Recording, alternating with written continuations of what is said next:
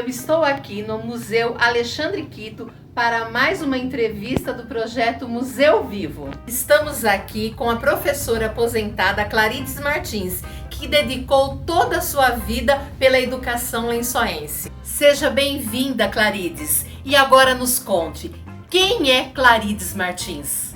Eu sou Clarides Martins, sou nascida e criada aqui nos arredores de Lençóis Paulista, porque eu nasci numa fazenda que é conhecida até hoje, que é a Fazenda Campinho, que até hoje pertence à minha família. Nasci, passei a minha primeira infância lá e depois que eu vim para a cidade para estudar na única escola que tinha aqui, que era Esperança de Oliveira. Era uma cidade pequena e só tinha essa escola, Esperança de Oliveira. Daí minha família então me trouxe para cá, eu ficava na casa dos meus avós paternos e frequentava a escola da Esperança de Oliveira. Fiz meus estudos todos aqui, depois fui para o Virgílio Capuani, fiz até naquela época a quarta série ginasial, que hoje é a oitava série do ensino fundamental. Depois eu fiz o magistério, que naquela época chamava-se Escola Normal, Virgílio Capuani. E depois fui trabalhar, fui dar aula, fui fazer faculdade, fui dar aula então para alunos já de quinta série em diante. Trabalhei muito tempo e me aposentei na área da educação. E então, Clarides, nos conte onde você passou a sua infância. Onde eu passei a minha infância? A minha primeira infância eu passei então nessa fazenda, que é a Fazenda Campinho, onde foi uma época muito feliz da minha vida. Eu nem sabia, hoje eu olho o quanto aquela época era feliz. E eu tinha muitas primas lá, primas, primos, então eram todos crianças e brincávamos muito, todos juntos, muito amigos, minha mãe, minhas tias, pessoas muito próximas, e era muito bom morar ali, porque a Fazenda Campinho tinha várias casas, e nas casas moravam minhas tias, meus tios e todas aquelas crianças que eram minhas primas, que nós brincávamos junto. Essa foi a minha primeira infância. Nossa, que legal, Clarides! E agora nos conte, como é que você percebia a passagem do tempo em relação aos dias atuais? Eu sempre me lembro disso, que nós achávamos que o tempo não passava. Para chegar o Natal era muito demorado, mas não chegava, o ano não passava, porque o Natal era feito em família, todos se reuniam. Então as primaiadas juntas era uma delícia, as tias, os doces, comida, os tios, todos juntos, aquela família unida. Mas para chegar o Natal era muito demorado. Hoje, voa a semana, voa o mês, voa o ano, chega o Natal, já no novo, já começa tudo de novo e acaba tudo muito rápido o ano. Aquela época era assim, muito demorado. Viu, Clarides? E como eram as brincadeiras que você fazia com os seus amigos? Brincava muito de casinha. O que era brincar de casinha? Hoje minha neta, ela tem a casa, que tem os cômodos, que tem os móveis da sala, que tem os móveis da cozinha, que tem as panelinhas, que tem tudo. Na época nossa, não. A gente catava caquinhos. Então quebrava um prato, era uma alegria. Era uma alegria. Quebrava uma jarra, mas ficava feliz. E quem conseguiu o desenhinho, aquela florzinha colorida lá, verde ou azul, a gente catava, lavava aquilo e ia guardando, ia guardando. E depois a gente arrumava. Arrumava assim do lado da casa, limpava ali ficava o quarto, ali ficava a sala e brincava com os caquinhos e brincava com as bonecas. Todas nós tínhamos bonecas, mas a gente também, as minhas primas traziam as bonecas e elas ficavam enfileiradinhas, dormindo ali nos bercinhos que era no quarto. E a sala, a cozinha, nós batia papo, a gente até fazia comidinha. Eu não sei como é que as nossas mães deixavam, porque a gente acendia fogo ali e fazia comidinha. E um dia, fazia comidinha, tratava dos filhos, das filhas, que eram as bonecas, né? Um dia inventamos de fazer sabão. Passamos a tarde inteirinha com aquele fogo ligado e não virou sabão, porque era água com uma folha de um vegetal lá e não virou sabão. E a gente mexia e não virou sabão. Tivemos que jogar tudo aquilo. Mas comidinha, que era arroz doce que a gente fazia, que era fácil de fazer, as bonecas comiam, né? E nós comíamos também.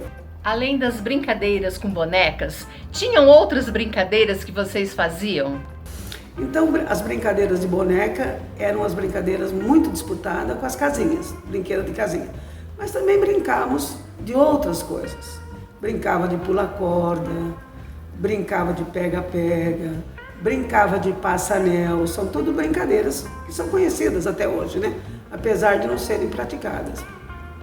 Hoje temos a internet, a TV. E como as famílias faziam para passar as suas horas de lazer? A casa que eu morava era a casa grande da fazenda, né? E era uma casa, a única casa que tinha rádio. Era um rádio, a pilha, porque não existia energia elétrica. A pilha era desse tamanho e devia pesar uns 20 quilos. Ela ficava atrás do rádio.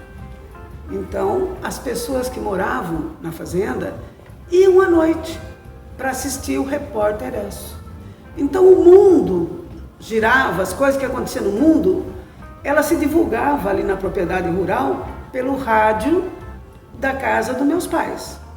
Agora, nós éramos crianças, não tínhamos interesse nisso, mas era muito gramado, era tudo gramado, a casa era grama de todos os lados. Então, nós ficávamos na parte da frente da casa, eu e as minhas primas, porque os pais dela estavam ali escutando as notícias e as mães estavam lá batendo papo com a minha mãe, fazendo café, servindo bolo. Nós sabemos que as noites na fazenda são mais escuras. E vocês também brincavam à noite? Qual era a nossa brincadeira? Olha o que a gente fazia. Aquele gramado, sentava ali bastante vagalume. E nós íamos pegar vagalume. Então a gente pegava um vidrinho que fosse transparente e todas nós saíamos cantando. Vagalume tem, sua mãe tá aqui, seu pai também. Então nós tínhamos que cantar essa musiquinha para o vagalume entender que a mãe e o pai estavam ali e vir para o nosso vidrinho. Aí a gente ia lá, punha o vagalume dentro do vidrinho, tampava e ficávamos com aquele farolzinho, andando lá na grama, ficava bonito, a gente, as primas, andando com aquele vagalume, né? E nossos pais assistindo o noticiário, batendo papo, sem preocupação nenhuma. E você chama essa sua infância de uma infância feliz? Uma infância muito sadia, uma infância muito feliz. Não como agora que os pais, os avós, todos preocupados com tantas influências maléficas que podem se apoderar da infância, né? E quais são as suas lembranças das brincadeiras na escola? Brincava de roda, brincava muito de roda. E quando eu vim para Esperança de Oliveira, que eu daí já tinha 8 anos, 9 anos, 10 anos, a gente brincava uma brincadeira de roda que eu adorava brincar com as meninas. Era assim: entra na roda linda, roseira que dá flor, na primavera que dá flor, na primavera. Então, uma de nós entrávamos e a gente ficava ali, cantava-se de novo e daí a gente escolhia uma amiga para entrar no lugar da gente. E aquela que era escolhida era sinal de prestígio, né? Então, brincava muito disso também. E brincava de amarelinha, só que a amarelinha eu só conheci quando eu vim para Esperança de Oliveira, com 8, 9, 10 anos que a gente brincava aí. Até então, lá na zona rural, onde foi minha primeira infância, eram essas as brincadeiras que nós tínhamos, enfatizando muito que a gente brincava muito de casinha. Acho que a gente já aprendeu ali ser dona de casa e cuidar das bonecas, que eram nossos filhos, e fazer comidinha. Era, vamos dizer, o primeiro caminho da educação de uma menina, né? Que depois era uma mulher, que casava, tudo, né? Hoje ninguém quer saber mais de nada disso. Você acha que hoje, com todas as mudanças sociais e tecnológicas, se as meninas fossem brincar, ainda estariam brincando de casinha? Hoje eu acho que elas tomariam, assim, muito como exemplo a vida e o conhecimento que elas têm das histórias, da TV, do celular. Eu acho que seria representar, então, alguém que estava no escritório, que era o pai, alguém que dirigia um carro. Então, seriam outras brincadeiras que essa visão, na minha infância, nós não tínhamos. Clarides, muitas coisas mudaram, as histórias mudaram.